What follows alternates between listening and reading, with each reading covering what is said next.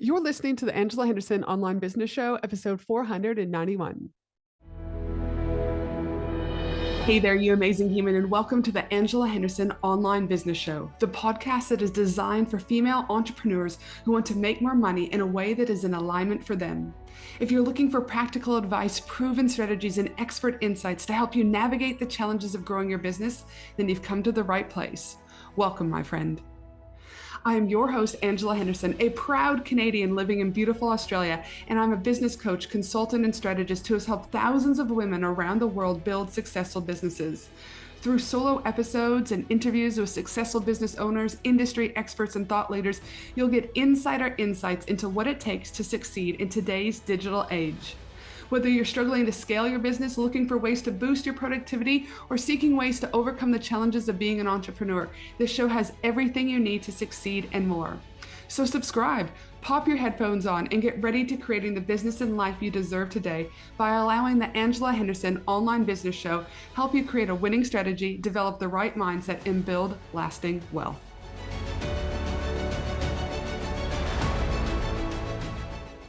My grandmother didn't speak to her mother. My mother didn't speak to my grandmother.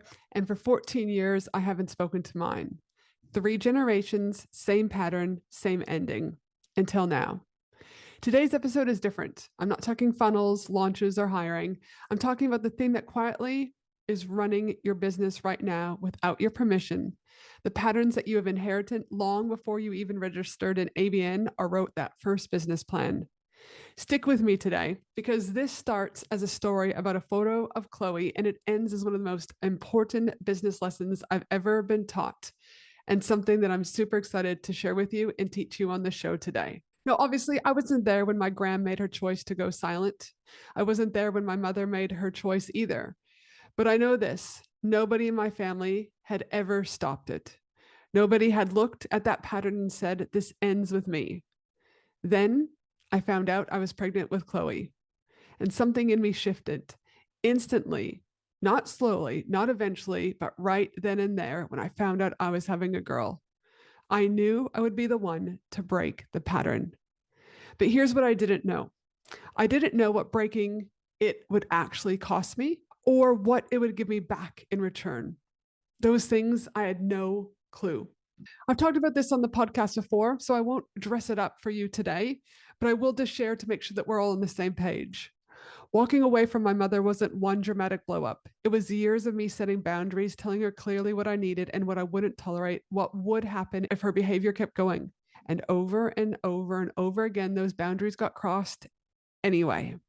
So I pulled back further and further and further until eventually there was nothing left to pull back from. That wasn't cruelty, and that wasn't me just being a hard bitch. But what it was self-preservation. My mother was a grown woman. She had choices, and her choices had consequences, the same way all of ours do. If you're sitting in a family dynamic right now wondering whether you're allowed to do the same thing, you are. It doesn't make you a bad daughter or a bad son or a bad human. It means you want something better for you and for whoever comes after you. So I personally made the choice, and I thought that choice of separating ties with my mom would be the hard part. How I was so wrong. What they don't tell you when breaking a generational pattern, deciding to break it is the easy part, but living it out every single day is where the real work is. Because I could have just walked away from my mother and called the job done, pattern broken, right? Except it's not that simple because the patterns I inherited didn't disappear the moment I cut contact. They were still in me, wired in me, on how I loved, how I reacted, how I trusted, and how I feared. So I've had to consciously, deliberately heal the narrative underneath the decision, not just the decision itself. And I still do that work daily to make sure my relationship with Chloe doesn't just survive, but it continues to actually grow. That's why when I got my photos back from my recent professional photo shoot done by the amazing Michelle, there was one photo of Chloe and I, and it absolutely wrecked me. There was happy tears, and I'm crying as I say this today, but they were real because that photo wasn't just looking at a nice moment. I mean, we did look good. I'm not going to lie about it. Our hair was on point, but rather I was looking at proof that the pattern can actually end, proof that the work is working, and knowing that this doesn't just stop with us. It changes the odds for mothers and daughters in this family that I will never even meet. Now, here's where it gets interesting because I didn't expect this next part. I thought this healing was just for my family, for Chloe, for the women who come after her. I did not expect it to change how I run my business. Oh, but how it has. Quick pause from today's episode. If you are serious about scaling your business, increasing your impact, and surrounding yourself with the right people, then I'd love to personally invite you to my annual 3-day Women in Business conference at the Gold Coast. For 3 powerful days, you will learn from incredible speakers, connect with ambitious women from around Australia, and walk away with practical strategies, meaningful relationships, and opportunities that could change the trajectory of your business. Because sometimes your next breakthrough isn't another podcast episode or online course, but it's about getting yourself into the right room. And if you've been thinking about joining us, now is the time. Why? Because we only have 50 tickets remaining for this 3-day annual Women in Business conference. And once they're gone, they're gone. To grab one of these last remaining 50 tickets, head to angelahenderson.com.au and grab yours today. Now, let's get back to the episode. Because the truth is, you don't leave your patterns, your wounds, your beliefs, your coping mechanisms at the door when you clock into your business and or work. You don't magically become someone else because you put on your CEO business hat for the day. All of those things come with you every single time, every single day. And I see this constantly, not only with my clients, but obviously I've lived every one of these things myself that I'm about to share. That people pleasing that doesn't stay in your family dinners, right? It shows up in how you lead your team, saying yes when you should say no, avoiding hard feedback because you're terrified of being disliked. Or I've also gone through that fear of rejection. It doesn't stay in your dating life, but guess what? It also shows up on how you sell, or you're softening your offer, discounting before anyone's even asked for a discount, and going quiet the second someone hesitates. Or on the contrary, avoiding conflict doesn't stay within your extended family, but it does stop you from having the conversations your business desperately needs. The underperforming team member you haven't addressed, the contractor overstepping, the price increase is long overdue, but you're too afraid to make it.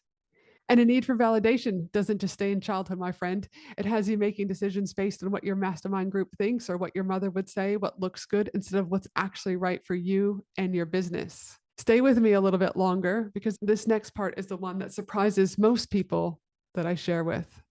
Some of the patterns you're carrying weren't wounds at all. They were simply protection. And that's exactly why they're so hard to see. A lack of boundaries leaves you overworked because somewhere along the way you learned your worth was tied to how much you gave, how much you did, how needed you were. A fear of trusting others makes it nearly impossible to delegate and build a real team because somewhere you learned that trusting people gets you let down. And a need to feel safe and in control keeps you holding on to everything, every task, every decision, every dollar, long after your business has outgrown that version of you. Now, some of this makes you human. None of this makes you broken. These patterns have simply kept you safe. And the problem isn't that you have them. The problem is what happens when you never look at them. Let me repeat that. The problem isn't that you have them. The problem is what happens when you never choose to look for them. So what is the cost of not looking and going inward?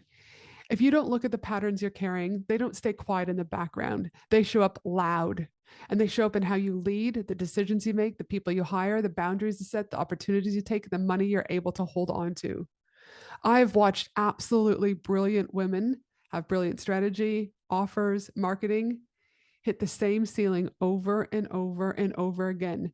Not because they lack skill. Man, some of the best skilled people I've seen, but because there was an unhealed pattern quietly running the whole show underneath it. You can have the best funnel in the world and still sabotage, right? It happens more often than we even think because we feel unsafe, because somewhere inside, safe was defined by staying small. So let me ask you the question I had to ask myself. Where do you need to go inward? Healing isn't separate from scaling. It is the scaling. Most people just never call it that because it's easier to buy another course or hire another strategist than it is to sit with the real question. Why do I keep hitting the same ceiling no matter what I do? Why do I keep hiring the wrong people? Why are my relationships so toxic? You know that saying when you point your finger to someone, there's 3 fingers pointing back? That's because you need to look at you. So before you go back to your day, I want you to sit with these questions. Where do your own family patterns quietly run your business? in how you lead, sell, delegate, or maybe even hold money? Is there a conversation you're avoiding right now in your business or life because conflict feels unsafe? What pattern kept you safe as a child that might be exactly what's capping you right now? And what or where do you maybe need to go inward before you try to go bigger? I hope this episode gave you some insight into where you might need to start doing your own inner work. And if you're needing any help with that, you know where I'm at. I can support you through my consulting business at www.angelahenderson.com.au through one-on-one coaching or inside my mastermind. Because again, I don't just work with the women I do with strategy. I work on the inner work, reflectiveness. We look at so many different facets in order to allow them to scale. Or if this episode spoke something even deeper, you can head to my other business, the Healing Center of Australia.com.au, and explore some of our different programs, join one of our silent retreats, or come and sit at one of our sound healing sessions to actually do the work. Whatever that next step looks like for you, just take it, my friend. Thanks so much again for joining me for another episode of the Angela Henderson Online Business Show. I hope you have a beautiful day no matter where you are in the world. Here's to healing, because I believe healed people heal people, hurt people hurt people. Go and break those generational patterns. Much love. Thanks for listening to the Angela Henderson Online Business Show, www.angelahenderson.com.au.